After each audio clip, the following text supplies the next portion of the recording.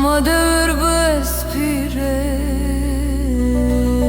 dağlar name-i mızane, taşlar bekre-i suse. Ben yaşlıyım ama zaman benden de yaşlı. Munzur kadar duru bir söz, dersim kadar yaralı bir yürek.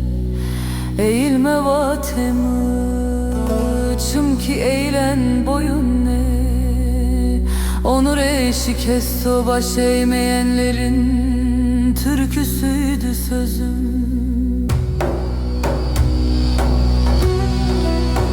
Beni dara sığdırdılar ama ez vela teke sığnebiya. Çocukların gözleri kaldı geride,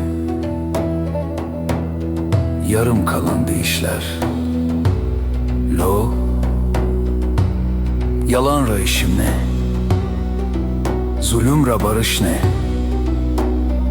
Sözüm dağa değdi, yankı yankı geri döndü.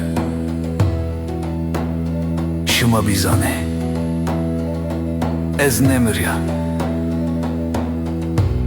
Her rüzgarda adım var,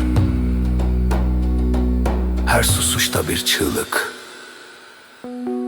Beni astılar sananlar bilsin,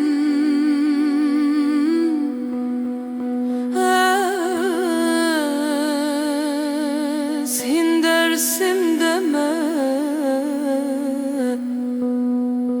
Direnen her yürekte bir parça Seyit Rıza.